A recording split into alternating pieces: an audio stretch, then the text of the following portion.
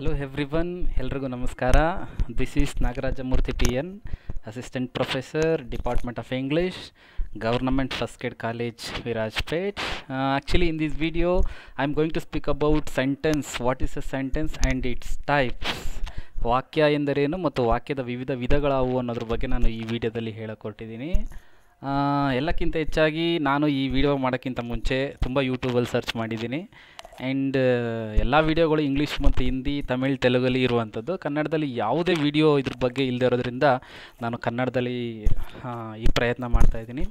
And moreover, this is my first attempt in video recording of my lecture and I hope you will accept it.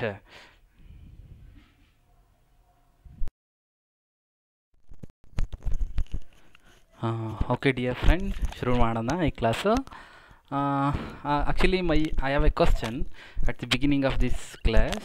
What is a sentence? ಈಗ ನಾವು ಸಾಮಾನ್ಯವಾಗಿ ಕ್ಲಾಸಲ್ಲಿ ಪಾಠ ಮಾಡೋಕ್ಕೆ ಶುರು ಮಾಡಬೇಕಾದ್ರೆ ವಿದ್ಯಾರ್ಥಿಗಳನ್ನ ಕೇಳಿದ್ರೆ ವಾಕ್ಯ ಎಂದರೇನು ಅಥವಾ ವಾಟ್ ಇಸ್ ಎ ಸೆಂಟೆನ್ಸ್ ಅಂತ ಕೇಳಿದಾಗ ಸಾಮಾನ್ಯವಾಗಿ ಎಲ್ಲರೂ ಹೇಳ್ತಾರೆ ಏನಪ್ಪ ಅಂತಂದರೆ sentence is a group of words ಅಂತ. ಹೌದು, ನಿಜ, sentence is a group of words. ಅದನ್ನು ನಾವು ವಾಕ್ಯ ಅಂತ ಕರಿತೀವಿ.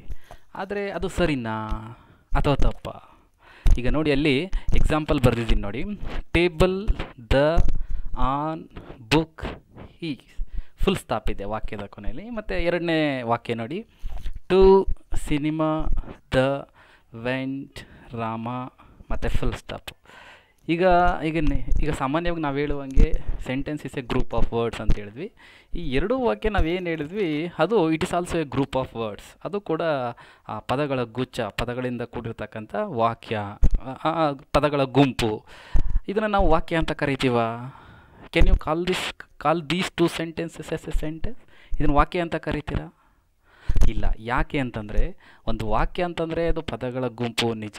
ಆ ಪದಗಳ ಗುಂಪು ಸಂಪೂರ್ಣವಾಗಿ ಅರ್ಥವನ್ನು ಕೊಡುವಂತಿದ್ದರೆ ಮಾತ್ರ ಅದನ್ನು ನಾವು ಸೆಂಟೆನ್ಸ್ ಅಂತ ಕರಿತೀವಿ. A sentence is A group of words which gives complete meaning. ಅದನ್ನು ನಾವು ವಾಕ್ಯ ಅಂತ ಕರಿತೀವಿ. ಯಾವುದಾದ್ರು ವಾಕ್ಯ ಅಂತಂದರೆ ಏನು? ಪದಗಳ ಗುಂಪು, ಒಂದು ಪದಗಳ ಗುಂಪು ಸಂಪೂರ್ಣವಾಗಿ ಅರ್ಥ ಕೊಡುವಂತಿದ್ರೆ ಅದನ್ನು ನಾವು ವಾಕ್ಯ ಅಂತ ಕರಿತೀವಿ. ಫಾರ್ ಎಕ್ಸಾಂಪಲ್ ಕೆಳಗಡೆ ನೋಡಿ, book is on the table. ಪುಸ್ತಕ ಮೇಜಿನ ಮೇಲಿದೆ. ಮತ್ತು ಎರಡನೇ ಎಕ್ಸಾಂಪಲ್ ನೋಡಿ, Rama went to the cinema. ರಾಮನು ಸಿನಿಮಾಕ್ಕೆ ಹೋದನು. ಮತ್ತು ಮೂರನೇ ಎಕ್ಸಾಂಪಲ್ ನೋಡಿ, ಐ ಆಮ್ ಲಿಸ್ನಿಂಗ್ ಮ್ಯೂಸಿಕ್. ನಾನು ಸಂಗೀತವನ್ನು ಆಲಿಸುತ್ತಿದ್ದೇನೆ. ಇಲ್ಲಿ ಎರಡು ಥರ ಎಕ್ಸಾಂಪಲ್ನ ನಾನು ಕೊಟ್ಟಿದ್ದೀನಿ. ಈಗ ಮೊದಲನೇ ಎಕ್ಸಾಂಪಲ್ ನೋಡಿ, ಅಲ್ಲಿ table, the, on, book is, to, cinema, the, went, Rama. ಅದೂ ಎಕ್ಸಾಂಪಲ್ಲೇ, ಅದು ಗ್ರೂಪ್ ಆಫ್ ವರ್ಡ್ಸೇ, ಇದು ಗ್ರೂಪ್ ಆಫ್ ವರ್ಡ್ಸೇ. ಅದು ಪದಗಳ ಗುಂಪೆ, ಇದು ಪದಗಳ ಗುಂಪೆ.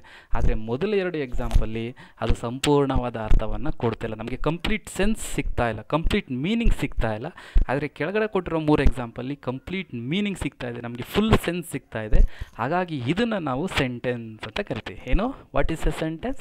Sentence is a group of words which gives complete meaning. ವಾಕ್ಯ ಅಂತಕ್ಕಂಥದ್ದು ಒಂದು ಪದಗಳ ಗುಂಪು. ಆ ಪದಗಳ ಗುಂಪು ಸಂಪೂರ್ಣವಾಗಿ ಅರ್ಥ ಕೊಡುವಂತಿರಬೇಕು. ಸಂಪೂರ್ಣವಾಗಿ ಅರ್ಥವನ್ನು ಕೊಡುವಂತಹ ಒಂದು ಪದಗಳ ಗುಂಪಿಗೆ ನಾವು ವಾಕ್ಯ ಅಂತ ಕರಿತೀವಿ. ಗೊತ್ತಾಯ್ತಲ್ಲ? ಓಕೆ ಫ್ರೆಂಡ್ಸ್, ಲಾಸ್ಟ್ ಸ್ಲೈಡ್ನಲ್ಲಿ ನಾವು ವಾಕ್ಯ ಎಂದರೇನು, ವಾಟ್ ಈಸ್ ಎ ಸೆಂಟೆನ್ಸ್ ಅನ್ನೋದ್ರ ಬಗ್ಗೆ ಚರ್ಚೆ ಮಾಡಿದ್ವಿ ಮತ್ತು ಎಕ್ಸಾಂಪಲ್ಗಳನ್ನ ನೋಡ್ಕೊಂಡ್ವಿ. And in this slide we are going to discuss about types of sentence. ವಾಕ್ಯದ ವಿಧಗಳು ಯಾವುವು ಅನ್ನೋದ್ರ ಬಗ್ಗೆ ತಿಳ್ಕೊಳ್ಳೋಣ. Majorly the sentence has 5 types. ನಿಜವಾಗ್ಲೂ ವಾಕ್ಯದ ವಿಧಗಳು ಎಷ್ಟಪ್ಪ ಅಂತಂದರೆ 5 ಪ್ರಮುಖ ವಿಧಗಳು. ಆದರೆ ನಾನಿಲ್ಲಿ ಬರೀ 4 ತಗೊಂಡಿದ್ದೀನಿ. ಯಾಕೆ ಅಂತಂದರೆ ಸಿಲೆಬಸ್ 4 ಇರೋದ್ರಿಂದ ನಾನು ಅಷ್ಟೇ ಹೇಳ್ತೀನಿ ಇಲ್ಲಿ. ಅದು ಯಾವುದಪ್ಪ 4 ಟೈಪ್ಸ್ ಅಂತಂದರೆ, first one declarative sentence, second one interrogative sentence, third one imperative sentence, and fourth one and final one exclamatory sentences. ಅದು ಈ ಡಿಕ್ಲರೇಟಿವ್ ಸೆಂಟೆನ್ಸ್ನ ಕನ್ನಡದಲ್ಲಿ ಹೇಳಿಕೆಯ ವಾಕ್ಯ ಅಥವಾ ವಿವರಣಾತ್ಮಕ ವಾಕ್ಯ ಅಂತ ಕರಿತೀವಿ. ಇಂಟರಾಗೇಟಿವ್ ಸೆಂಟೆನ್ಸ್ನ ಪ್ರಶ್ನಾರ್ಥಕ ವಾಕ್ಯ ಅಂತ ಕರಿತೀವಿ. ಇಂಪೆರಿಟಿವ್ ಸೆಂಟೆನ್ಸ್ನ ಆಜ್ಞಾಧಾರಕ ಅಥವಾ ವಿನಂತಿಯ ವಾಕ್ಯ ಅಂತ ಕರಿತೀವಿ. ಆ್ಯಂಡ್ ಫೈನಲಿ ಎಕ್ಸ್ಕ್ಲಮೇಟರಿ ಸೆಂಟೆನ್ಸನ್ನು ಆಶ್ಚರ್ಯ ಸೂಚಕ ವಾಕ್ಯ ಅಂತ ಕರಿತೀವಿ. ಮತ್ತು ಮುಂದೆ ನೋಡೋಣ. Yes, first type of the sentence, assertive sentence or declarative sentence. ಹೇಳಿಕೆಯ ವಾಕ್ಯ ಅಥವಾ ವಿವರಣಾತ್ಮಕ ವಾಕ್ಯ ಅಂತಲೂ ಇದನ್ನು ಕರಿತೀವಿ. ಏನು what is an assertive sentence, what is a declarative sentence? ಏನು ಹಂಗಂತಂದರೆ ಹೇಳಿಕೆಯ ವಾಕ್ಯ ಅಥವಾ ವಿವರಣಾತ್ಮಕ ವಾಕ್ಯ ಅಂತಂದರೆ ಏನು? ನೋಡೋಣ ಡೆಫಿನಿಷನ್ ಏನು ಹೇಳುತ್ತೆ ಅಂತ. A simple statement can be called an assertive sentence or declarative sentence. The sentence which declares or assert a statement, feeling, opinion, incident, event, history or anything is called an assertive sentence. An assertive sentence ends with a period, ends with a full stop. ಏನಪ್ಪ ಅಂತಂದರೆ ಯಾವುದಾದ್ರೂ ಒಂದು ವಾಕ್ಯ, assertive sentence ಅಥವಾ ಹೇಳಿಕೆಯ ವಾಕ್ಯ ಏನಪ್ಪ ಅಂತಂದರೆ ಯಾವುದಾದ್ರೂ ಒಂದು ವಾಕ್ಯ ಅದು ಹೇಳಿಕೆಯ ರೂಪದಲ್ಲಿ ಇದ್ದರೆ ಅಥವಾ ಯಾವುದಾದ್ರೂ ಒಂದು ವಾಕ್ಯ ವಿವರಣೆಯ ರೂಪದಲ್ಲಿ ಇದ್ದರೆ, ವಿವರಣೆ ಕೊಡೋ ಥರ ಇದ್ದರೆ ಅಥವಾ ಹೇಳಿಕೆ ಕೊಡೋ ಥರ ಇದ್ದರೆ ಅಂಥ ವಾಕ್ಯವನ್ನು ನಾವು ಹೇಳಿಕೆಯ ವಾಕ್ಯ ಅಥವಾ ವಿವರಣಾತ್ಮಕ ವಾಕ್ಯ ಅಥವಾ ಅಸರ್ಟಿವ್ ಸೆಂಟೆನ್ಸ್ ಅಂತ ಕರಿತೀವಿ. ಆದರೆ ಒಂದು you should keep in our mind one thing, that is ಅದೇನಪ್ಪ ಅಂತಂದರೆ you should put full stop at the end of the assertive sentence. ಎಲ್ಲ ವಿವರಣಾತ್ಮಕ ವಾಕ್ಯಗಳ ಕೊನೆಯಲ್ಲಿ, ಎಲ್ಲ ಹೇಳಿಕೆಯ ವಾಕ್ಯಗಳ ಕೊನೆಯಲ್ಲಿ we must put full stop, we must put period. ಆ ಫುಲ್ ಸ್ಟಾಪನ್ನು ನಾವು ಹಾಕಲೇಬೇಕು. You should keep it in our mind. Examples ನೋಡೋಣ ಬನ್ನಿ. First example is the students are playing the game. ವಿದ್ಯಾರ್ಥಿಗಳು ಆಟವನ್ನು ಆಡುತ್ತಿದ್ದಾರೆ. ಈ ವಾಕ್ಯ ಯಾವ ರೀತಿ ಇದೆ ಅಂತಂದರೆ ಇದು ಹೇಳಿಕೆ ರೂಪದಲ್ಲಿ, ಏನೋ ಸ್ಟೇಟ್ಮೆಂಟ್ ಕೊಡೋ ಥರ ಇದೆ. ಹಾಗಾಗಿ ನಾವು ಇದು ಅಸರ್ಟಿವ್ ಸೆಂಟೆನ್ಸ್ ಅಂತ ಕರೀಬೋದು. Second example, the sun rises in the east. ಸೂರ್ಯನು ಪೂರ್ವದಲ್ಲಿ ಹುಟ್ಟುತ್ತಾನೆ. ಮತ್ತು third example, the Taj Mahal is a historical monument. Taj Mahal ಒಂದು ಐತಿಹಾಸಿಕ ಸ್ಮಾರಕವಾಗಿದೆ. ಮತ್ತು fourth one, she is singing a song. ಅವಳು ಹಾಡನ್ನು ಹಾಡುತ್ತಾ ಇದ್ದಾಳೆ. And finally the last one, Rama went to the cinema. ರಾಮನು ಸಿನಿಮಾ ನೋಡಲಿಕ್ಕೆ ಹೋದನು. ಇಲ್ಲಿ ಮೊದಲನೇ ಸೆಂಟೆನ್ಸಿಂದ 5ನೇ ಸೆಂಟೆನ್ಸ್ ಅಂದರೆ ಮೊದಲನೇ ಎಕ್ಸಾಂಪಲಿಂದ ಹಿಡಿದು ಲಾಸ್ಟ್ ಎಕ್ಸಾಂಪಲ್ ತನಕ ನೀವು ಗಮನಿಸಿರ್ಬೋದು. At the end of all the sentences I put full stop. ಈ 5 ವಾಕ್ಯಗಳ ಕೊನೆಯಲ್ಲಿ ನಾನು ಫುಲ್ ಸ್ಟಾಪನ್ನು ಇಟ್ಟಿದ್ದೀನಿ. ಈಗ ನಾವು ಹೈಸ್ಕೂಲ್ ಓದ್ಬೇಕಾದ್ರೆ ನಮ್ಮ ಮೇಷ್ಟ್ರೊಬ್ಬರು ಹೇಳ್ತಾಯಿದ್ರು, ಯಾವ ವಾಕ್ಯದ ಕೊನೆಯಲ್ಲಿ ಫುಲ್ ಸ್ಟಾಪ್ ಇರುತ್ತೋ ಅದೆಲ್ಲ ಸಾಮಾನ್ಯವಾಗಿ ಅಸರ್ಟಿವ್ ಸೆಂಟೆನ್ಸ್ ಅಥವಾ ಡಿಕ್ಲರೇಟಿವ್ ಸೆಂಟೆನ್ಸ್ ಅಂತ ಹೇಳ್ತಾಯಿದ್ರು. ಬಟ್ ಅದು ನಡೆಯುತ್ತೆ, ಆಲ್ಮೋಸ್ಟ್ ಅದು ನಡೆಯುತ್ತೆ. ಇಲ್ಲಿ ನೋಡಿ, ಇಲ್ಲಿ 5 ವಾಕ್ಯಗಳ ಕೊನೆಯಲ್ಲೂ ನಾನು ಫುಲ್ ಸ್ಟಾಪನ್ನು ಹಾಕಿರುವಂಥದ್ದು. ಏನು ಅಸರ್ಟಿವ್ ಸೆಂಟೆನ್ಸ್ ಅಂತಂದರೆ ಏನು? ಯಾವುದಾದ್ರೂ ವಾಕ್ಯ ಹೇಳಿಕೆ ರೂಪದಲ್ಲಿ ಅಥವಾ ವಿವರಣೆ ಕೊಡೋ ರೂಪದಲ್ಲಿದ್ದರೆ ಅಂತಹ ವಾಕ್ಯವನ್ನು ನಾವು ಈ ಹೇಳಿಕೆ ಅಥವಾ ವಿವರಣೆ ಅಂತಂದರೆ ಏನು? ಆ ವಿವರಣೆ ಒಂದು ಐತಿಹಾಸಿಕ ಘಟನೆ ಬಗ್ಗೆ ಆಗಿರ್ಬೋದು, ಅಥವಾ ಇನ್ಯಾವುದೋ ಒಂದು ಘಟನೆ ಬಗ್ಗೆ ಆಗಿರ್ಬೋದು, ಅಥವಾ ಯಾವುದೇ ವ್ಯಕ್ತಿ ಬಗ್ಗೆ ಆಗಿರ್ಬೋದು, ಯಾವುದೇ ಸ್ಥಳದ ಬಗ್ಗೆ ಆಗಿರ್ಬೋದು. ಅಲ್ಲಿ ಹೇಳಿಕೆ ಕೊಡೋ ರೀತಿ ಇದ್ದರೆ ಅಥವಾ ವಿವರಣೆ ಕೊಡೋ ರೀತಿ ಇದ್ದರೆ ಇದಕ್ಕೆಲ್ಲ ಸಂಬಂಧಪಟ್ಟಂಗೆ ಅಂತಹ ವಾಕ್ಯಗಳನ್ನ ನಾವು ಅಸರ್ಟಿವ್ ಸೆಂಟೆನ್ಸ್ ಅಥವಾ ಡಿಕ್ಲರೇಟಿವ್ ಸೆಂಟೆನ್ಸ್ ಅಂತ ಕರಿತಾ ಇದ್ವಿ. Okay dear friends, second type of sentence ಏನು ಅಂತ ನೋಡೋಣ. ಲಾಸ್ಟ್ ಸ್ಲೈಡಲ್ಲಿ ನಾವು ಅಸರ್ಟಿವ್ ಅಥವಾ ಡಿಕ್ಲರೇಟಿವ್ ಸೆಂಟೆನ್ಸ್ ಏನು ಅಂತ ತಿಳ್ಕೊಂಡ್ವಿ, ಅದರ ಎಕ್ಸಾಂಪಲ್ನ ತಿಳ್ಕೊಂಡ್ವಿ. ಮತ್ತು ಈ ಸ್ಲೈಡ್ನಲ್ಲಿ second type of sentence imperative sentence or command sentence. ಇದನ್ನು ನಾವು ಆಜ್ಞಾಧಾರಕ ವಾಕ್ಯ ಅಥವಾ ವಿನಂತಿಯ ವಾಕ್ಯ ಅಂತ ನಾವು ಕನ್ನಡದಲ್ಲಿ ಕರೀತೀವಿ. ಏನು ವಾಟ್ ಈಸ್ ಎನ್ ಇಂಪೇರಿಟಿವ್ ಸೆಂಟೆನ್ಸ್? ಏನು ಇಂಪೇರಿಟಿವ್ ಸೆಂಟೆನ್ಸ್ ಅಂತಂದರೆ ಏನು ನೋಡೋಣ ಬನ್ನಿ. An imperative sentence is a type of sentence that gives instructions or advice and expresses a command, an order, a direction or a request. ಈ ಆಜ್ಞಾಧಾರಕ ಅಥವಾ ವಿನಂತಿಯ ವಾಕ್ಯ ಅಂತಂದರೆ ಏನು ಅಂತಂದರೆ ಯಾವುದಾದ್ರೂ ಒಂದು ವಾಕ್ಯ, ಎನಿ ಟೈಪ್ ಆಫ್ ಸೆಂಟೆನ್ಸ್, ಆದರೆ ಆ ವಾಕ್ಯ ಆರ್ಡ್ರ್ ಮಾಡೋ ಥರ ಇದ್ದರೆ, ಆಜ್ಞೆ ಮಾಡೋ ಥರ ಇದ್ದರೆ, ರಿಕ್ವೆಸ್ಟ್ ಮಾಡ್ಕೊಳ್ಳೋ ಥರ ಇದ್ದರೆ, ಬೇಡ್ಕೊಳ್ಳೋ ಥರ ಇದ್ದರೆ, ಅಡ್ವೈಸ್ ಕೊಡೋ ಥರ ಇದ್ದರೆ, ಅಥವಾ ಇನ್ಸ್ಟ್ರಕ್ಷನ್ಸ್ ಕೊಡೋ ಥರ ಇದ್ದರೆ, ಕಮ್ಯಾಂಡ್ ಮಾಡೋ ಥರ ಇದ್ದರೆ ಅಂತಹ ವಾಕ್ಯಗಳನ್ನು ನಾವು ಇಂಪೇರಿಟಿವ್ ಸೆಂಟೆನ್ಸ್ ಅಂತ ಕರಿತೀವಿ, ವಿನಂತಿಯ ವಾಕ್ಯ ಅಂತ ಕರಿತೀವಿ. ನೋಡೋಣ ಎಕ್ಸಾಂಪಲ್ ನೋಡೋಣ ಬನ್ನಿ. ಈಗ first example, attack the fort. ಈ ಎಕ್ಸಾಂಪಲ್, ಈ ಉದಾಹರಣೆ ಯಾವ ಥರ ಇದೆ ಅಂತಂದರೆ ಆರ್ಡ್ರ್ ಮಾಡೋ ಥರ ಇದೆ, ಕಮಾಂಡ್ ಮಾಡೋ ಥರ ಇದೆ. ಸಾಮಾನ್ಯವಾಗಿ ನೀವು ಸಿನಿಮಾದಲ್ಲೆಲ್ಲ ನೋಡಿರ್ತೀರಿ, ಒಬ್ಬ ರಾಜ ತನ್ನ ಎಲ್ಲ ಪ್ರಜೆಗಳಿಗೆ ಅಥವಾ ತನ್ನ ಸೇನಾಧಿಪತಿಗೆ ಹೇಳುವಂಥದ್ದು, attack this fort, attack the fort. ಈ ಕೋಟೆನ ನೀವು ಅಟ್ಯಾಕ್ ಮಾಡಿ, ದಾಳಿ ಮಾಡಿ. ಅಂದರೆ ಒಬ್ಬ ರಾಜ ತನ್ನ ಪ್ರಜೆಗಳಿಗೆ, ತನ್ನ ಸೈನಿಕರಿಗೆ ಆರ್ಡ್ರ್ ಮಾಡುವಂಥದ್ದು, ಆಜ್ಞೆ ಮಾಡುವಂಥದ್ದು. ಈ ಥರ ವಾಕ್ಯನ ನಾವು ಇಂಪೇರಿಟಿವ್ ಸೆಂಟೆನ್ಸ್ ಅಂತ ಕರಿತೀವಿ, ಆಜ್ಞಾಧಾರಕ ವಾಕ್ಯ ಅಂತ. ಮತ್ತು ಸೆಕೆಂಡ್ ಎಕ್ಸಾಂಪಲ್ ನೋಡಿ, leave the baggage at the door. For example, ನೀನು ಯಾವುದೋ ಊರಿಗೆ ಹೋಗಿರ್ತೀರ, ಆಟೋದಲ್ಲೋ ಕಾರಲ್ಲೋ ಲಗೇಜ್ ತರ್ತೀರಾ, ಮತ್ತು ನೀವು ಲಗೇಜ್ ತರ್ತಾರಲ್ಲ, ನಿಮ್ಮ ಹಿಂದೆ ತರ್ತಾನಲ್ಲ ಅಥವಾ ಕೂಲಿ ಅಥವಾ ಹಾಳು, ಅವನಿಗೆ ನೀವು ಹೇಳ್ತೀರಾ ಎಲ್ಲ ಲಗೇಜ್ನು ಆ ಡೋರ್ ಹತ್ರ ಇಟ್ಬಿಡು ಅಥವಾ ಮನೆ ಬಾಗಿಲು ಮುಂದೆ ಇಡು ಅಂತ. ಅದು ಇನ್ಸ್ಟ್ರಕ್ಷನ್ಸ್ ಕೊಡೋ ಥರ ಇದೆ, ಅವ್ರಿಗೆ ನೀನು ಮಾರ್ಗದರ್ಶನ ಮಾಡೋ ಥರ ಇದೆ. ಅದನ್ನು ನಾವು ಇಂಪೆರೇಟಿವ್ ಸೆಂಟೆನ್ಸ್ ಅಂತ ಕರಿತೀವಿ. ಮತ್ತು third example, wear your gold necklace with a dress. ನೀವೆಲ್ಲೋ ನಿಮ್ಮ ವೈಫ್ ಜೊತೆನೋ ಅಥವಾ ನಿಮ್ಮ ಫ್ರೆಂಡ್ ಜೊತೆನೋ ಅಥವಾ ನಿಮ್ಮ ಸಿಸ್ಟರ್ ಬ್ರದರ್ ಜೊತೆನೋ ಎಲ್ಲೋ ಪಾರ್ಟಿಗೋ ಹೊರಗಡೆ ಯಾವುದೋ ಫಂಕ್ಷನ್ಗೆ ಹೋಗ್ತಾ ಇರ್ತೀರ. ನೀವು ಅವ್ರಿಗೆ ನೀವು ಗೋಲ್ಡ್ ನೆಕ್ಲೆಸ್ ಹಾಕ್ಕೊಂಡ್ರೆ, ಜ್ಯುವೆಲರೀಸ್ ಹಾಕ್ಕೊಂಡ್ರೆ ಅಥವಾ ಇನ್ಯಾವುದೋ ಬೇರೆ ಥರ ಡ್ರೆಸ್ ಹಾಕ್ಕೊಂಡ್ರೆ ತುಂಬ ಚೆನ್ನಾಗಿ ಕಾಣುತ್ತೆ ಅಂತ ನೀವು ಅವ್ರಿಗೆ ಸಾಮಾನ್ಯವಾಗಿ ಹೇಳ್ತಾ ಇರ್ತಾರೆ. ಇದೆಲ್ಲ ನಮ್ಮ ಜೀವನದಲ್ಲೇ ನಡೆಯುವಂಥದ್ದು. ಇದು ಏನೋ ಒಂಥರ ಅಡ್ವೈಸ್ ಮಾಡೋ ಥರ ಇದೆ. ಇದನ್ನು ಕೂಡ ನಾವು ಇಂಪೆರೇಟಿವ್ ಸೆಂಟೆನ್ಸ್ ಅಂತ ಕರಿತೀವಿ. ಮತ್ತು fourth example, please join us for dinner. ಯಾರೋ ನಿಮ್ಮ ಸ್ನೇಹಿತನೋ ಅಥವಾ ನಿಮ್ಮ ಡಿಸ್ಟೆಂಟ್ ರಿಲೇಟಿವ್ನೋ, ನಿಮ್ಮ ಕ್ಲೋಸ್ ಫ್ರೆಂಡ್ ಅಥವಾ ಬ್ಲಡ್ ರಿಲೇಟಿವ್ಸ್ ಅಥವಾ ನಿಮ್ಮ ನೇಬರ್ಸು ಯಾರು ನೀವೇನೋ ಪಾರ್ಟಿ ಮಾಡ್ತಿರ್ತೀರ ಅಥವಾ ಒಂದು ಹಬ್ಬ ಮಾಡ್ತಿರ್ತೀರ ಅಥವಾ ಇನ್ನೇನೋ ಒಂದು ಸೆಲೆಬ್ರೇಷನ್ ಮಾಡ್ತಿರ್ತೀರ, ಆ ಊಟಕ್ಕೆ ಅಥವಾ ಡಿನ್ನರ್ಗೆ ನೀವು ಅವ್ರನ್ನ ಇನ್ವೈಟ್ ಮಾಡುವಂಥದ್ದು. ಇದು ಇನ್ವೈಟ್ ಮಾಡೋ ರೀತಿ ಇದೆ, ಅವ್ರನ್ನ ಆಹ್ವಾನ ಮಾಡೋ ರೀತಿ. ಇದನ್ನು ಸಹ ನಾವು ಇಂಪೇರೇಟಿವ್ ಸೆಂಟೆನ್ಸ್ ಅಂತ ಕರಿತೀವಿ. And next example is kill him. ಇದು ಆರ್ಡ್ರ್ ಮಾಡೋ ಥರ ಇದೆ. ನೀವು ಸಿನಿಮಾದಲ್ಲಿ ಸಾಮಾನ್ಯವಾಗಿ ನೋಡಿರ್ತಾರೆ, ಅವನನ್ನು ಕೊಲ್ಲು ಅಂತ ಅಂದ್ಬಿಟ್ಟು, ಅಂದರೆ ಅವನ ಕೈ ಕೆಳಗಡೆ ಇರೋರಿಗೆ, ಅವನ ಆಳುಗಳಿಗೆ ಹೇಳುವಂಥದ್ದು. ಮತ್ತು and the last one is please help me. ಇದು ಸಾಮಾನ್ಯವಾಗಿ ನಮ್ಮ ಜೀವನದಲ್ಲೆಲ್ಲ ಬಂದ್ಬಿಟ್ರೆ, ನಾವು ಯಾವಾಗಲಾರು ಕಷ್ಟದ ಸಂದರ್ಭದಲ್ಲಿ ಸಿಗೋಕೊಂಡಾಗ, ಟೈಟ್ ಕಾರ್ನರಲ್ಲಿ ಸಿಗೋಕೊಂಡಾಗ ನಮ್ಮ ಸ್ನೇಹಿತರಿಗೆ ಅಥವಾ ನಮ್ಮ ರಿಲೇಟಿವ್ಸ್ಗೆ, ನಮಗೆ ಗೊತ್ತಿರೋರಿಗೆ ನಾವು ಬೇಡ್ಕೋತೀವಲ್ಲ, ದಯವಿಟ್ಟು ನನಗೆ ಸಹಾಯ ಮಾಡಿ, can you please do me a favour ಅಂತ ಸಾಮಾನ್ಯ ತುಂಬ ಸಲ ನಾವು ರಿಕ್ವೆಸ್ಟ್ ಮಾಡ್ಕೊಂಡಿರ್ತೀವಿ.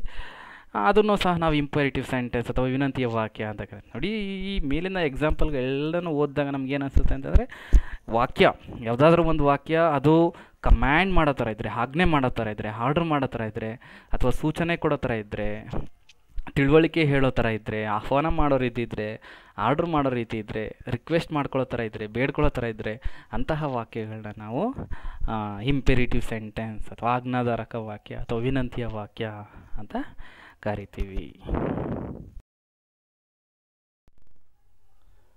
ಓಕೆ ಫ್ರೆಂಡ್ಸ್, ನಾವು the third type of sentence, question or interrogative sentence, ಪ್ರಶ್ನಾರ್ಥಕ ವಾಕ್ಯ. ಇದನ್ನು ನಾವು ಸಾಮಾನ್ಯವಾಗಿ ಹೈಸ್ಕೂಲ್ ಮಿಡ್ಲ್ ಸ್ಕೂಲಿಂದ ಓದ್ಕೊಂಡು ಬಂದಿರ್ತೀವಿ. ಸಾಮಾನ್ಯವಾಗಿ ಎಲ್ರಿಗೂ ಗೊತ್ತಿರ್ತಕ್ಕಂಥದ್ದು ಇದು.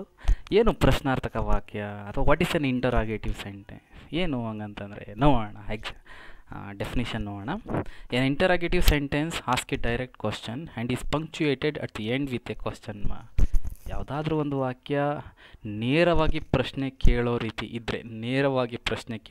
ಇದ್ದರೆ ಅಂತಹ ವಾಕ್ಯನ ನಾವು ಪ್ರಶ್ನಾರ್ಥಕ ವಾಕ್ಯ ಅಂತ ಕರಿತೀವಿ. ಆದರೆ you should keep in your mind one thing, that is you should put question mark at the end of the interrogative sentence. ನೀವು ಇದನ್ನ ಮಾತ್ರ ದಯವಿಟ್ಟು ಮರಿಲೇಬಾರ್ದು. ನೀವು ಎಲ್ಲ ಪ್ರಶ್ನಾರ್ಥಕ ವಾಕ್ಯಗಳ ಕೊನೆಯಲ್ಲಿ, ಪ್ರಶ್ನೆಗಳ ಕೊನೆಯಲ್ಲಿ ನಾವು ಪ್ರಶ್ನಾರ್ಥಕ ವಾಕ್ಯನ ಹಾಕಲೇಬೇಕು.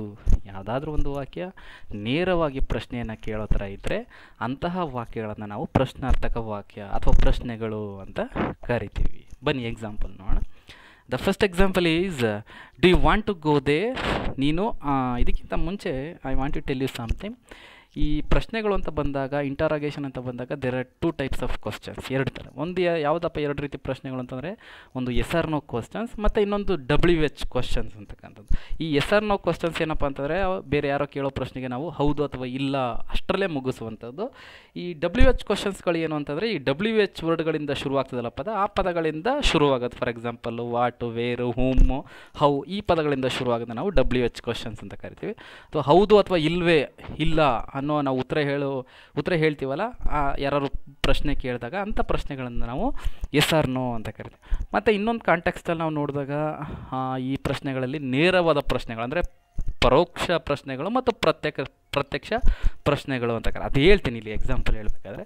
ಈಗ ನೋಡಿ, ಫಸ್ಟ್ ಎಕ್ಸಾಂಪಲ್ ನೋಡಿ, do you want to go there. ನೀನು ಅಲ್ಲಿಗೆ ಹೋಗಬೇಕಾ, ನೀವು ಅಲ್ಲಿಗೆ ಹೋಗುತ್ತೀಯಾ. ಈ ಉತ್ತರ ಏನಪ್ಪ ಅಂತಾರೆ, ಎಸ್ ಅಥವಾ ನೋ. ಇದನ್ನು ಎಸ್ ಆರ್ ನೋ ಕ್ವಶನ್ಸ್ ಅಂತ ಕರೀತೀವಿ. Did U see her. ಎರಡನೇ ಎಕ್ಸಾಂಪಲ್, ನೀನು ಅವಳನ್ನು ನೋಡಿದೆಯಾ, ನೀನು ಅವಳನ್ನು ನೋಡಿದೆಯಾ ಅಂತ, ನೀವು ಅವಳನ್ನು ನೋಡಿದ್ದೀರಾ ಅಂತ ಅಂದ್ಬಿಟ್ಟು ಎಸ್ ಅಥವಾ ನೋ. ಇದು ನೇರವಾದಂಥ ಪ್ರಶ್ನೆಗಳು ಕೂಡ. ಮತ್ತು third example, have you watched the movie. ನೀವು ಆ ಸಿನಿಮಾವನ್ನು ನೋಡಿದ್ದೀರಾ, ಹೌದು ಅಥವಾ ಇಲ್ಲ. ಉತ್ತರ. Are you listening music. ನೀವು ಸಂಗೀತವನ್ನು ಆಲಿಸುತ್ತಿದ್ದೀರಾ, ನೀನು ಸಂಗೀತವನ್ನು ಆಲಿಸುತ್ತಿರುವೆಯಾ, ಹೌದು ಅಥವಾ ಇಲ್ಲ. ಮತ್ತು ನೋಡಿ, ಫಿಫ್ತ್ ಎಕ್ಸಾಂಪಲ್ ಇದೆಯಲ್ಲ, ಈ ಫಸ್ಟ್ ಎಕ್ಸಾಂಪಲಿಂದ ಫೋರ್ತ್ ಎಕ್ಸಾಂಪಲ್ ತನಕ ಅದು ಎಸ್ ಆರ್ ನೋ ಕ್ವಶನ್ಸ್ ಅಂತ ನಾವು ಕರಿಬೋದು. ಮತ್ತು ಫಿಫ್ತು ಸಿಕ್ಸ್ತ್ ಸೆವೆಂತ್ ಏನಿದೆ ಅದನ್ನು ನಾವು WH ಕ್ವಶನ್ಸ್ ಅಂತ ಕರಿತೀವಿ. ಯಾಕಂತಂದರೆ ನೋಡಿ, ಆ ವಾಟ್ ಅಂತಕ್ಕಂಥದ್ದು ಮೊದಲನೇ ಪದ, ಎರಡನೇ ಪದ ಮತ್ತು ಮೂರನೇ ಪದ WH ಪದದಿಂದ ಶುರುವಾಗಿದೆ. ಹಾಗಾಗಿ ಇದನ್ನು ನಾವು WH ಕ್ವಶನ್ಸ್ ಅಂತ. ವಾಟ್ ಈಸ್ ಯುವರ್ ನೇಮ್, ನಿನ್ನ ಹೆಸರೇನು ಅಂತಕ್ಕಂಥದ್ದು ಇನ್ನು ನೇರವಾಗಿರುವಂಥ ಪ್ರಶ್ನೆ. ವಾಟ್ ಈಸ್ ಯುವರ್ ಫಾದರ್, ನಿಮ್ಮಪ್ಪ ಏನು ಕೆಲಸ ಮಾಡ್ತಿದ್ದಾರೆ, ನಿಮ್ಮ ತಂದೆ ಏನು ಕೆಲಸ ಮಾಡ್ತಿದ್ದಾರೆ, ಇದು ನೇರವಾದಂಥ ಪ್ರಶ್ನೆ. Whom do you want to meet, ನೀವು ಯಾರನ್ನು ಭೇಟಿಯಾಗಬೇಕು, ಇದು WH ಕ್ವಶನ್ ಅನ್ಬೋದು. ಆದರೆ ಲಾಸ್ಟ್ 2 ಎಕ್ಸಾಂಪಲ್ ಇತ್ತು, ಅದು ಸ್ವಲ್ಪ ಒಂಚೂರು ಕಾಂಪ್ಲಿಕೇಶನ್ ಅಂತ ಅನ್ಸುತ್ತೆ. ನೋಡೋಣ ಬನ್ನಿ.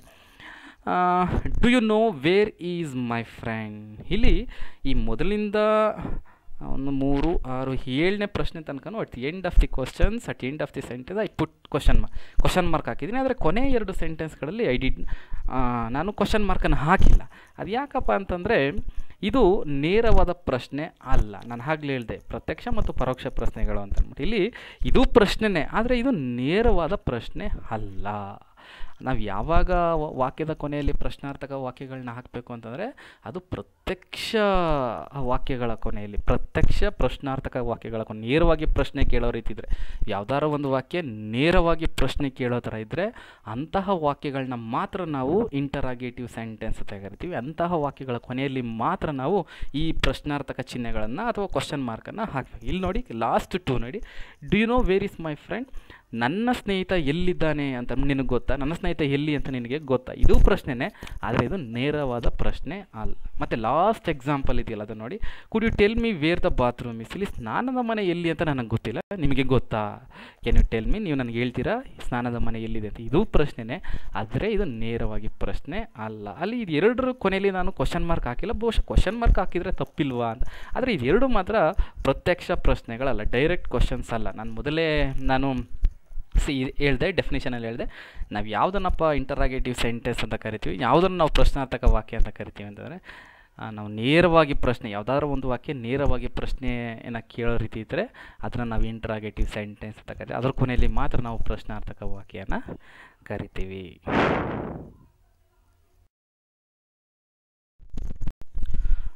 Okay friends, the last type of sentence, 4th one, final one, exclamatory sentence.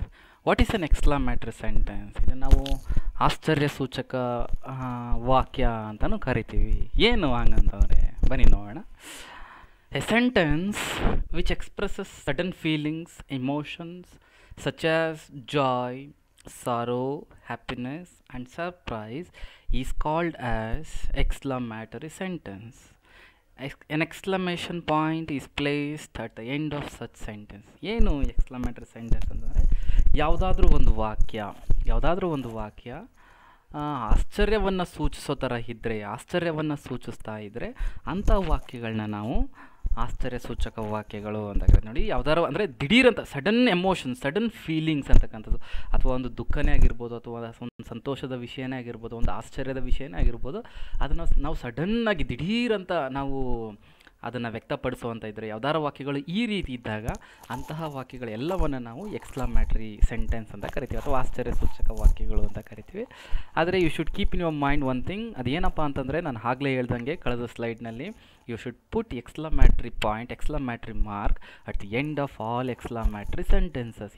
ಪ್ರತಿಯೊಂದು ಎಕ್ಸ್ಕ್ಲಾಮೇಟರಿ ವಾಕ್ಯಗಳ ಮುಂದೆಯೂ ಸಹ ನೀವು ದಯವಿಟ್ಟು ಮರೆಯದೇ ನೀವು ಎಕ್ಸ್ಕ್ಲಾಮೇಟರಿ ಪಾಯಿಂಟನ್ನು, ಎಕ್ಸ್ಕ್ಲಾಮೇಟರಿ ಮಾರ್ಕನ್ನು ನೀವು ಹಾಕಲೇಬೇಕು. ಬನ್ನಿ ಎಕ್ಸಾಂಪಲ್ಸ್ ನೋಡೋಣ. ಹೌ, ಕೆಳಗಡೆಯಿಂದ ಬರೋಣ, from the last. How, what is surprise. ನೀವೇನೋ ಫಾರ್ ಎಕ್ಸಾಂಪಲ್ ನಿಮ್ಮ ಮನೇಲೆಲ್ಲೋ ಇರ್ತೀರ, ನೀವು ನಿಮ್ಮ ಎಷ್ಟೋ ವರ್ಷಗಳ ಹಳೆಯ ದೋಸ್ತ, ನಿಮ್ಮ ಚಡ್ಡಿ ದೋಸ್ತ ಅಂತ ಅಂದ್ಕೊಳ್ಳಿ, ತುಂಬ ವರ್ಷಗಳಿಂದ ನೀವು ನೋಡಿರಲ್ಲ, ಅವನು ನಿಮ್ಮನ್ನು ನೋಡಿರಲ್ಲ, ಇದ್ದಕ್ಕಿದ್ದಂಗೆ ನೀನು ಒಂದು ಫೋನು ಮಾಡಿದೆ, ಒಂದು ಮೆಸೇಜು ಮಾಡಿದೆ, ಇದ್ದಕ್ಕಿದ್ದಂಗೆ ನಿಮ್ಮ ಮನೆಗೆ ಬಂದುಬಿಡ್ತಾನೆ, ಬಂದು ನಿಮ್ಮ ಮನೆ ಡೋರ್ನಲ್ಲಿ ನಾಕ್ ಮಾಡ್ತಾನೆ, ಬಾಗಿಲು ತೆಗೆದ ತಕ್ಷಣ ನಿಮ್ಗೆ ಏನೋ ಆಕಾಶನೇ ಬಂದು ತಲೆ ಮೇಲೆ ಬಿದ್ದೋದಂಗೆ ಆಗುತ್ತೆ. ಸರ್ಪ್ರೈಸ್, ಏನೋ ಖುಷಿನೋ ದುಃಖ ಎಲ್ಲ ಒಟ್ಟೊಟ್ಟಿಗೆ ಬಂದುಬಿಡುತ್ತಲ್ಲ. ಹೌ, ವಾಟ್ ಈಸ್ ಸರ್ಪ್ರೈಸ್, ಏನೋ ಇಷ್ಟೊಂದು ಸರ್ಪ್ರೈಸ್ ಕೊಟ್ಬಿಟ್ಟೆ ಅಂತ ನಾವು ಸಾಮಾನ್ಯವಾಗಿ ಹೇಳ್ತಾ ಇರ್ತೀವಲ್ಲ, ಈ ಸಿನಿಮಾದಲ್ಲಿ ಟಿ ವಿಲಿ ನಾವು ನಮ್ಮ ಜೀವನದಲ್ಲಿ ಇದೆಲ್ಲ ನಡೆಯುವಂಥದ್ದು, ಅದನ್ನು ನಾವು ಸಾಮಾನ್ಯವಾಗಿ ಪ್ರತಿದಿನ ನಮ್ಮ ಜೀವನದಲ್ಲಿ ಅದೆಲ್ಲ ಬಂದು ಹೋಗ್ತಾ ಇರುತ್ತೆ. ಅಂಥ ಸಂದರ್ಭದಲ್ಲಿ ನಾವು ಅದನ್ನು ಹೌ, ವಾಟ್ ಈಸ್ ಸರ್ಪ್ರೈಸ್ ಅಂತ ಯೂಸ್ ಮಾಡ್ತೀವಿ.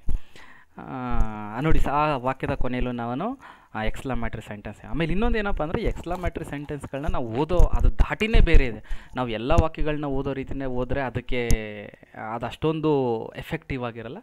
ನಾವು ಎಕ್ಸ್ಕ್ಲಮೇಟರಿ ಸೆಂಟೆನ್ಸ್ಗಳನ್ನು ಆ punctuation mark we should read according to the punctuation mark. ಯಾವ ಪಂಕ್ಚುಯೇಷನ್ ಮಾರ್ಕ್ ಇರುತ್ತೆ ಅದಕ್ಕೆ ತಕ್ಕಂತನೇ ನಾವು ಅದು ಓದಬೇಕು. ಹೋ ವಾಟ್ ಎ ಸರ್ಪ್ರೈಸ್ ಕೊಡೋ ರೀತಿಯೇ ಅದನ್ನು ಓದ್ಬೇಕು. ನೀವು ಸುಮ್ಮನೆ ಹೋ ವಾಟ್ ಎ ಸರ್ಪ್ರೈಸ್ ಅಂತಂದರೆ ಇಟ್ ವಿಲ್ ಬಿಕಮ್ ಮೀನಿಂಗ್ಲೆಸ್. ಅಂದರೆ ವಾಕ್ಯ ಸರಿ ಇದ್ದರೂ ಅದು ಅಷ್ಟೊಂದು ಕಂಪ್ಲೀಟ್ ಸೆನ್ಸ್ ಕೊಡಲ್ಲ ಅಂತಕ್ಕಂಥದ್ದು. ನೀವು ಎಕ್ಸ್ಕ್ಲಮೇಟರಿ ವಾಕ್ಯಗಳನ್ನ ಓದಬೇಕಾದ್ರೆ ನೀವು ಅದೇ ರೀತಿ ನೀವು ಎಕ್ಸ್ಕ್ಲಮೇಷನ್ ರೀತಿಯೇ ಓದಬೇಕು. ಸರ್ಪ್ರೈಸ್ ಕೊಡುವಂತಲೇ ಅದೇ ರೀತಿ ನೀವು ಓದಿದಾಗ ಅದು ಕಂಪ್ಲೀಟ್ ಸೆನ್ಸ್ ಕೊಡುತ್ತೆ ಅಂತಕ್ಕಂಥದ್ದು. ಆ್ಯಂಡ್ ಮತ್ತು ಕೆಳಗಡೆಯಿಂದ ಎರಡನೇ ನೋಡಿ, ಹೌ ಮೈ ಗಾಡ್. ಕೆಲವೊಂದು ಸಂದರ್ಭಗಳಲ್ಲಿ ನಾವು ಯೂಸ್ ಮಾಡ್ತೀವಿ ಅಯ್ಯೋ ದೇವ್ರೇ ಅಂತ ಅಂದ್ಬಿಟ್ಟು. ಮತ್ತು hurray I won the match. For example ನೀವು ಯಾವುದೋ ಒಂದು ಮ್ಯಾಚ್ ಆಡ್ತಿರ್ತೀರ, ಯಾವುದೊಂದು ಗೇಮ್ ಆಡ್ತಿರ್ತೀರ, ನೀವು ಅಂದ್ಕೊಂಡಿರಲ್ಲ, ಅದು ಇದು ಅನ್ಎಕ್ಸ್ಪೆಕ್ಟೆಡ್. ನಾನು ನಿಜವಾಗ್ಲೂ ಈ ಮ್ಯಾಚಲ್ಲಿ ಗೆಲ್ತೀನಿ ಅಂತ ನಾವು ಅಂದ್ಕೊಂಡೇ ಇರಲ್ಲ. ಸಡನ್ನಾಗಿ ನಾವು ಏನೋ ಒಂದು ಟರ್ನಿಂಗ್ ಪಾಯಿಂಟಾಗಿ ನಾವು ಗೆದ್ದುಬಿಡ್ತೀವಿ. ಆಗ ನಿಜವಾಗ್ಲೂ ಖುಷಿ ಪಡ್ತೀವಲ್ಲ, ಹುರ್ರಾ ಅಂತಂದರೆ ನಾವು ತುಂಬ ಖುಷಿ ಪಡುವಂಥ, ಸಂತೋಷ ಉದ್ಗಾರ ಪಡುವಂಥದ್ದು hurray I won the match ಅಂತ. ಮತ್ತು next one fantastic she won the award. Wow what a beautiful girl. For example ನೀವೆಲ್ಲೋ ಒಂದು ಬಸ್ ಸ್ಟ್ಯಾಂಡಲ್ಲೋ ಎಲ್ಲೋ ಮಾರ್ಕೆಟಲ್ಲೋ ಹೋಗ್ತಾ ಇರ್ತೀರ, ನಿಮ್ಮ ಮುಂದೆ ಒಂದು ತುಂಬ ಸುಂದರವಾದ ಹುಡುಗಿ ಹೋಗ್ತಾ ಇರ್ಬೇಕಾದ್ರೆ ನಿಮ್ಗೆ ಆಶ್ಚರ್ಯ, ನೀವು ಸಾಮಾನ್ಯವಾಗಿ ಹೇಳ್ಕೊತಿರಲ್ಲ wow what a beautiful girl, ಆ ರೀತಿ. ಮತ್ತು ಅಲಾ ಶಿ ಡೈಡ್. ಅಲಾಸ್ ಅಂತಕ್ಕಂಥದ್ದು ದುಃಖವನ್ನು ಸೂಚಿಸುವಂಥ ಪದ. ಈಗ ಸಾಮಾನ್ಯ ನಾವು ಕನ್ನಡದಲ್ಲಿ ಹೇಳ್ತೀವಲ್ಲ ಅಯ್ಯೋ ಅಂತ ಅಂದ್ಬಿಟ್ಟಂದರೆ ಅಯ್ಯೋ ಅವಳು ಸತ್ತೋದ್ಲು ಪಾಪ. ಅಂದರೆ ಇದು ಅನ್ಎಕ್ಸ್ಪೆಕ್ಟೆಡ್. ಪಾಪ ಅವಳು ಇನ್ನೂ ಮಾಡಬೇಕಾಗಿರುವಂಥ ಕೆಲಸಗಳು, ಮಾಡಬೇಕಾಗಿರೋ ಸಾಧನೆಗಳು ಇನ್ನೂ ಇತ್ತು, ಅದೆಲ್ಲ ಫುಲ್ಫಿಲ್ ಮಾಡ್ದೇ, ಅದೆಲ್ಲ ಕಂಪ್ಲೀಟ್ ಮಾಡ್ದೇ ಮುಂಚಿತವಾಗಿ ಸತ್ತೋದಾಗ ಅದು ಅನ್ಟೈಮ್ಲಿ ಡೆತ್ ಅಂತೀವಲ್ಲ, ಆ ಸಂದರ್ಭದಲ್ಲಿ ಈಗೆಲ್ರಿಗೂ ಆಶ್ಚರ್ಯ ಆಗುವಂಥದ್ದು. ಇನ್ನೂ ಬಾಳಿ ಬದುಕಿರಬೇಕಾದವರು ತೀರ್ಕೊಂಡಾಗ, ಕಣ್ಣು ಮುಚ್ಕೊಂಡಾಗ ನಮಗೆ ಈ ಥರ ಆಶ್ಚರ್ಯ ಆಗುವಂಥದ್ದು ಅಲಾ ಶಿ ಡೈಡ್ ಅಂತ. ಮತ್ತು next amazing he got the first prize. ಮತ್ತು ಅದು ಹಾಗೇ ಅವ್ನು ನಿಜವಾಗ್ಲೂ ಥರ್ಡ್ ಪ್ರೈಸ್ ಪಡ್ಕೊಳ್ಳೋಕ್ಕೂ ಅವನು ಅರ್ಹನಲ್ಲ. ಅಂದರೆ ಅವ್ನು ಅಷ್ಟೊಂದು ಚೆನ್ನಾಗಿ ಗೊತ್ತಿಲ್ಲ, ಅಥವಾ ಫಾರ್ ಎಕ್ಸಾಂಪಲ್ ಒಂದು ಎಕ್ಸಾಮಲ್ಲಿ ಇರ್ಬೋದು, ಒಂದು ಗೇಮಲ್ಲಿ ಇರ್ಬೋದು, ನಾವು ಅಂದ್ಕೊಂಡು ಅವ್ನು ನಮ್ಮ ಲಿಸ್ಟ್ಗೆ ತೊಗೊಂಡೇ ಇರಲ್ಲ, ನಮ್ಮ ಕಾನ್ಫಿಡೆನ್ಸ್ಗೆ ತೊಗೊಂಡೇ ಇರಲ್ಲ, ಅವನ್ನ ಬಿಟ್ಟೇ ಬಿಟ್ಟಿರ್ತೀವಿ. ಬಟ್ ಅಂಥವನು ಒಂದು ಫಸ್ಟ್ ಪ್ಲೇಸ್ ತೊಗೊಂಡಾಗ ನಿಜವಾಗ್ಲೂ ನಮ್ಗೆ ಆಶ್ಚರ್ಯ ಆಗೋದು. ಅಮೇಝಿಂಗ್, ವಾವ್ ಅದ್ಭುತ, ಈಗ ಫಸ್ಟ್ ಒನ್ ನನ್ನ ಫ್ರೆಂಡು ಮೊದಲನೇ ಸ್ಥಾನ ಪಡ್ಕೊಂಡಿದ್ದಾನೆ ಅಂತ ಹೇಳ್ತೀವಿ. ಇಂಥ ಸಂದರ್ಭಗಳಲ್ಲಿ ನಾವು ಸಾಮಾನ್ಯವಾಗಿ ಎಕ್ಸ್ಕ್ಲಮೇಟರಿ ಸೆಂಟೆನ್ಸ್ಗಳನ್ನ ಯೂಸ್ ಮಾಡ್ತಾ ಇರ್ತೀವಿ. ಆದರೆ ಒಂದು ವಿಷಯ ನಾನು ಆಗಲೇ ಹೇಳ್ದಂಗೆ ಎಕ್ಸ್ಕ್ಲಮೇಟರಿ ವಾಕ್ಯಗಳನ್ನ ನೀವು ಓದಬೇಕಾದಾಗ ನೀವು ಅದೇ ಧಾಟಿಯಲ್ಲಿ ಓದಿದ್ರೆ ಅದಕ್ಕೆ ಅರ್ಥ ಕೊಡುವಂಥದ್ದು. ಅರ್ಥ ಆಯ್ತಲ್ಲ? ಯಾವುದಾದ್ರೂ ಒಂದು ವಾಕ್ಯ ಆಶ್ಚರ್ಯಕರ ಸಂಗತಿಗಳನ್ನು ಸೂಚಿಸ್ತಾ ಇದ್ರೆ, ಅಥವಾ ಒಂದು ಖುಷಿ ಆಗಿರ್ಬೋದು, ದುಃಖ ಆಗಿರ್ಬೋದು, ಒಂದು ಆಶ್ಚರ್ಯಕರವಾಗಿ ಅದನ್ನು ಸಡನ್ನಾಗಿ ಎಕ್ಸ್ಪ್ರೆಸ್ ಮಾಡೋ ರೀತಿ ಇದ್ದರೆ ಅಂತಹ ವಾಕ್ಯಗಳನ್ನ ನಾವು ಎಕ್ಸ್ಕ್ಲಮೇಟರಿ ಸೆಂಟೆನ್ಸ್ ಅಂತ ಕರಿತೀವಿ. ಅದರ ಜೊತೆಗೆ ನಾವು ಎಲ್ಲ ವಾಕ್ಯಗಳ ಕೊನೆಯಲ್ಲಿ ಆಶ್ಚರ್ಯಸೂಚಕ ವಾಕ್ಯಗಳ ಕೊನೆಯಲ್ಲಿ ಆಶ್ಚರ್ಯಸೂಚಕ ಚಿಹ್ನೆಯನ್ನು ನಾವು ಹಾಕಲೇಬೇಕು. ಈಗ ನಾನು 4 ಟೈಪ್ಸ್ ಆಫ್ ಸೆಂಟೆನ್ಸ್ನ ನಾವು ಡಿಸ್ಕಸ್ ಮಾಡಿದ್ವಿ. ಏನು? First one assertive sentence or declarative sentence, second one imperative sentence, third one interrogative sentence, and the last one is exclamatory sentence.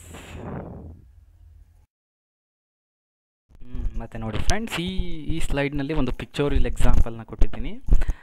4 types of sentence ಒಂದೇ ಪಿಕ್ಚರಲ್ಲಿ ಬಂದಿರುವಂಥದ್ದು. ನೋಡಿ, first one assertive sentence, second one interrogative, third one exclamatory, and fourth one imperative sentence. ಅಲ್ಲಿ ಒಂದೇ ಎಕ್ಸಾಂಪಲ್ಗಳನ್ನ ನೋಡಿ ಹೇಗೆ 4 ಸೆಂಟೆನ್ಸ್ಗಳಾಗಿ change ಮಾಡಿದ್ದಾರೆ ಅಂತಕ್ಕಂಥದ್ದು. ಅಲ್ಲಿ ಕೆಳಗಡೆ ನಿಮಗೆ ಕಾಣ್ತಿದೆ ನೋಡಿ, ವಿ ಓನ್ ಎ ಕ್ಯಾಟ್ ಅಂತಂದರೆ it is a declarative sentence, it is an assertive sentence, ನಮ್ಮ ಹತ್ರ ಒಂದು ಬೆಕ್ಕು ಇದೆ ಅಂತ. ಮತ್ತು ಅದೇ ನಾವು ಇಂಟರಾಗೇಟಿವ್ ಸೆಂಟೆನ್ಸ್ಗಳಿಗೆ ಚೇಂಜ್ ಮಾಡಬೇಕಾದ್ರೆ ವೇರ್ ಇಸ್ ದ ಕ್ಯಾಟ್, ಅಯ್ಯೋ ಕ್ಯಾಟ್ ಎಲ್ಲೋಯ್ತು ಪ್ರಶ್ನೆ ಕೇಳ್ತಾ ಇದ್ವಿ, ಇಟ್ಸ್ ಎ ಡೈರೆಕ್ಟ್ ಕ್ವಶನ್. ಮತ್ತು ಥರ್ಡ್ ಒನ್ ಎಕ್ಸ್ಕ್ಲಮೇಟರಿ ಸೆಂಟೆನ್ಸಲ್ಲಿ wow the cat is cute, ಅಯ್ಯೋ ಈ ಕ್ಯಾಟ್ ಎಷ್ಟೊಂದು ಸುಂದರವಾಗಿದೆ, ಎಷ್ಟೊಂದು ಮುದ್ದಾಗಿದೆ ಅಂತ ನಾವು ಅಂತೀವಲ್ಲ. At the end of the sentence ಅಲ್ಲಿ ನೋಡಿ ನಾವು ಎಕ್ಸ್ಕ್ಲಮೇಟರಿ ಸೆಂಟೆನ್ಸ್ನ ಹಾಕಿ ಕ್ವಶನ್ ಎಕ್ಸ್ಕ್ಲಮೇಟರಿ ಮಾರ್ಕನ್ನು ಹಾಕಿದ್ದೀವಿ. ಮತ್ತು last one imperative sentence, feed the cat, command ಮಾಡೋ ಥರ ಇದೆ, ಆರ್ಡ್ರ್ ಮಾಡೋ ಥರ ಇದೆ. ಅದು actually the cat is getting hungry, ಅದಕ್ಕೆ ಹಸಿವಾಗ್ತಿದೆ ಅಂತ ಅನ್ಸುತ್ತೆ, ಯು ಜಸ್ಟ್ ಫೀಡ್ ದ್ಯಾಟ್, ಅದಕ್ಕೆ ಊಟ ಹಾಕಿ ಅಂತ ಹೇಳ್ತೀವಲ್ಲ. ಅದು ಒಂದೇ ಎಕ್ಸಾಂಪಲ್ನ 4 ವಾಕ್ಯಗಳಾಗಿ ಚೇಂಜ್ ಮಾಡಿರುವಂಥದ್ದು. And okay friends, sentence and it's type, ಅದನ್ನು ಸೆಂಟೆನ್ಸ್ ಅಂದ್ರೇನು ಮತ್ತು ಅದರ 4 ವಿಧಗಳ್ಯಾವು ಅನ್ನೋದನ್ನ ನಾವು ಡಿಸ್ಕಸ್ ಮಾಡಿದ್ದೀನಿ ಅಂತ ಅಂದ್ಕೊಂಡಿದ್ದೀನಿ. And last section is reference. For further information you can go through these books. First one, English Grammar for Scholars and Students, written by J.D. Murthy, and the second one, Standard English Grammar by Bhatia H.S., and High School English Grammar and Composition by Renan Martin, Essential English Grammar and Intermediate English Grammar by Raymond Murphy. ನಿಮ್ಗೆ ಇನ್ನೂ ಜಾಸ್ತಿ ಮಾಹಿತಿಗಳು ಬೇಕು ಅಂತಂದರೆ ಹೆಚ್ಚು ವಿಷಯಗಳನ್ನ ತಿಳ್ಕೋಬೇಕು ಅಂತಂದರೆ you can follow these books. And finally, I thank you very much for watching my video. Thank you so much. Have a nice day.